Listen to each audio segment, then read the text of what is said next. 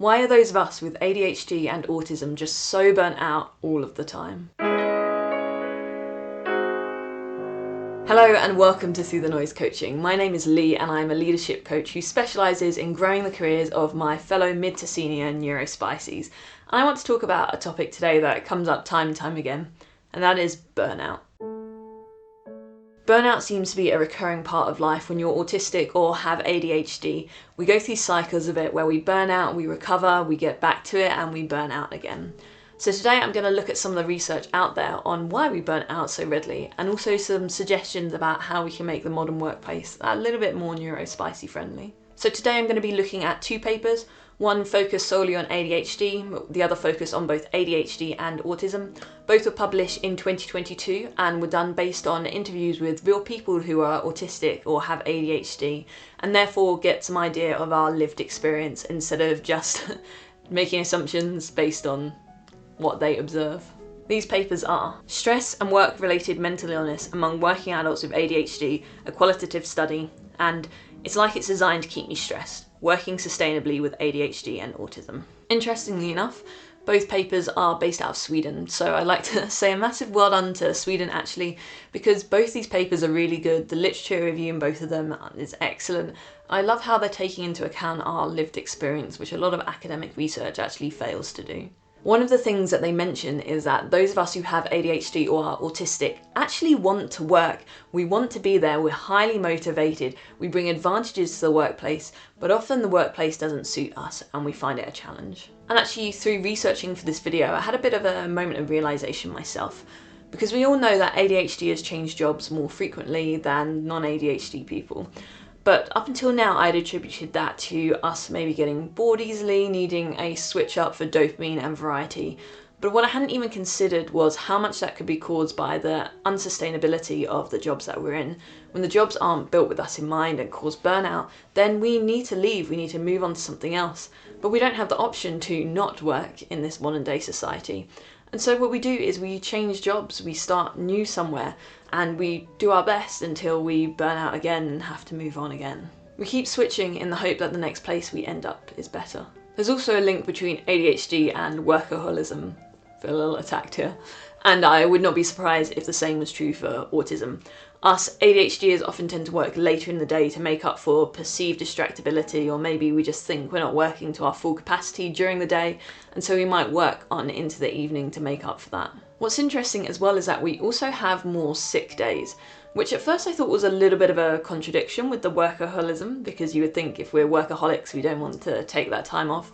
But actually it does make sense, because if you work really hard you're more likely to push yourself to burnout, and at which point you are forced to take the day off. It doesn't become a choice anymore. I also want to take a moment to contrast this with a video I made about a month ago when I looked at the link between ADHD and personality and found out that one of the biggest findings there was that we had significantly lower conscientiousness than the general population. And in that video I speculated that potentially it's executive function challenges making it look like and making us feel like we're less conscientious, when really we do work super hard to try and manage that and get everything done. I'm really struggling to say the word workaholism in this video, and I've tripped over it so many times that I'm going to change to saying the fact that we tend to be workaholics. So the fact that we tend to be workaholics actually contradicts the whole idea that we're not conscientious, and supports my speculation that actually that's due to executive function challenges. Well done me for making it through that sentence after multiple attempts. And in fact, in a study, The Burden of ADHD, a qualitative study, they actually found out that people that were diagnosed with ADHD later in life tended to be super hard workers, and actually tended to work so hard because they were kind of people pleasers and struggled to say no. So we're motivated, we're hard working, and we bring so many advantages to the workplace. So why are we having such a hard time with it? Let's dive in. Something that is helpful in both papers is that they actually break down their analysis into the different types of ADHD symptoms.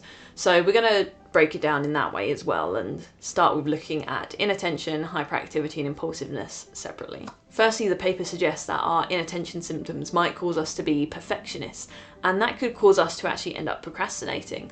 And therefore we can build up stress due to procrastination or things not feeling perfect enough, which can cause us to be overwhelmed and all those negative emotions. And again, I'm reminded on that video on ADHD and personality and how we tend to have higher neuroticism linked to inattention. attention, and I'm wondering if this is part of the reason why. On impulsivity, there can be a struggle with saying no and therefore taking on too many tasks or being enthusiastic about too many tasks, which can again lead us to overwhelm and feeling stressed. Impulsivity is also linked to emotional dysregulation, and so in a poor workplace environment when there's a lot of toxic behaviour or something like this can cause us to get really emotionally dysregulated, and being hypersensitive to emotions is exhausting, and so we get even more stressed and even more burnt out. On the hyperactivity side, we struggle to relax, so it's very hard for us to kind of let go that built up emotion and stress that comes across the day.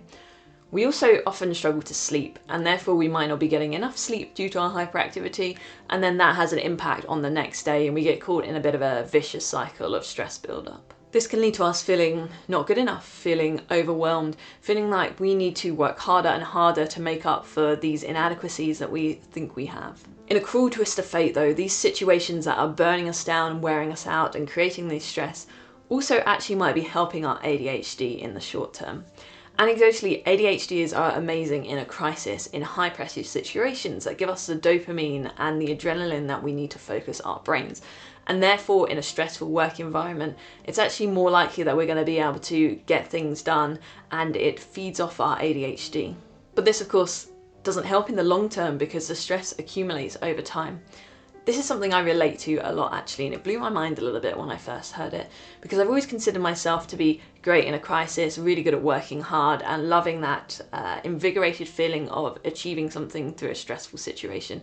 But the stress has a cost and it does build up. It means we need to find other ways to get dopamine, and it's something that I'm working on myself because I do not want to be an overworker forever. We can contrast this with boring or monotonous work, which is something that's super hard for us to do. This kind of work is just so difficult for our brains, and it impacts our well-being if we have to do it day after day. When the task is monotonous or boring, we really suffer from a lack of dopamine, which means it's really hard for us to do it and means we underperform.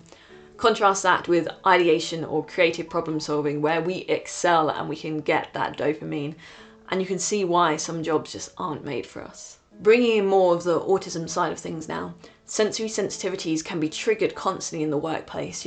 Bright lights, people talking, people eating at their desks, uncomfortable clothing, all can add up to a constant assault of the senses that make living with autism in the workplace really, really exhausting. There's also a lot of concern about how we're perceived at work. People are concerned about being called lazy, dysexecutive, incompetent, ignorant. And I imagine that's probably because they've been called these things before. There's also stress and anxiety around workplace relationships, accidental faux pas we might make or be working so hard to try not to make. We might end up oversharing in a way that gets us in trouble, or constantly vigilant about breaking a social rule or a norm that we don't know about. There are unwritten workplace rules that could hurt us if we don't play along, but are exhausting for us to try and stick to on a day-to-day basis. The stress actually compounds over time and gets worse and worse, which could be a reason why so many people get diagnosed a bit later in life. When I look back to my early career, I can see the neurodivergence there, but I didn't seem to be struggling as much as I was just before I got diagnosed. And I'd been feeling bad about that. Why was I doing so well in my early career and then struggling so much a bit later on? And I feel super validated knowing that it's the compounding stress and it's not me being a lot less capable than I was in the past. In the second paper I've been referencing, Working Sustainably with ADHD and Autism, it says that it's not that we have low self-esteem, it's that we are broken down by constantly being at the end of our tether. This was one of the moments that made me stop and reflect a little bit.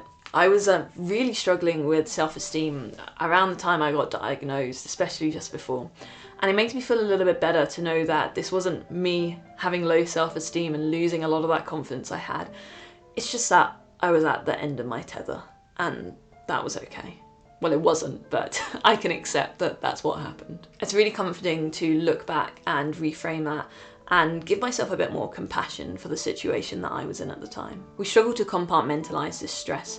We can't just leave workplace stresses at the door when we go home and we spin on them during the evening. Equivalently, if something is not going well at home, we can end up bringing that into work because we struggle to compartmentalise that stress as well. This is particularly hard for parents of neurodivergent kids, and as neurodivergence is so highly genetic, if you are neurodivergent yourself, the chances of having a neurodivergent kid are pretty high, and Even though you might understand neurodivergence, it doesn't mean it's not challenging to parent any kid, let alone a neurodivergent kid. So when asked how the participants of the study viewed their capacity to work, they actually spoke about it in the context of their whole life and what was going on in terms of parenting, caring for relatives, all that kind of stuff, because the whole thing does affect that. And that's part of the reason why I love coaching, because when I'm coaching someone, I'm responding to what they need. We don't need to compartmentalize this. We can start off with leadership coaching, but if something is going on at home that's affecting that, we can talk about that, we can work through that. Coaching looks at the whole person, and I feel like it's just a perfect vehicle for people who are neurodivergent to get more of an understanding and be able to work through their challenges in work and life because of this holistic approach. One of the most difficult things for both ADHD and autism is a lack of structure and a disorganization in work. Now, this is bad for all employees. No one likes a disorganized workplace, but we really thrive and need structure, so it hits us even harder. However, this structure can't be micromanaging. Yes, we might need help prioritizing or setting deadlines or maybe given more big picture information. But when it comes to actually getting the work done and how we get the work done, we have to do it in a way that is useful for our brains. We have to work at times that work for our brains. We have to work in locations that work for our brains.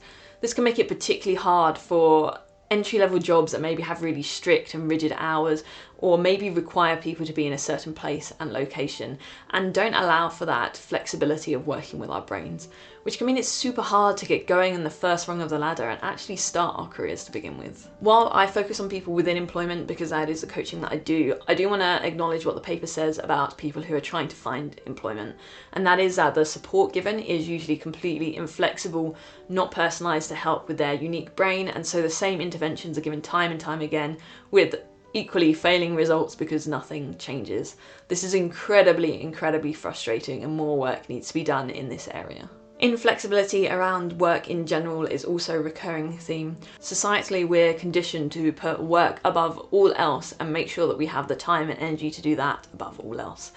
This can lead to people being super rigid with their time outside of work, having enforced structure around maybe meals or exercise that they absolutely have to do because they do not have the brain power or the energy to work with their personal life and still have enough left over for the working life. They end up eating the same meal every day to cope because they don't have the energy to spend on that. This leads me to the title quote of one of the papers. "It's like it's designed to keep me stressed and tired, and then it continues when I pick up the kids and when I get home, and then I go to bed and feel that I'm still stressed, and then I know there's a new day, and it just keeps going like that."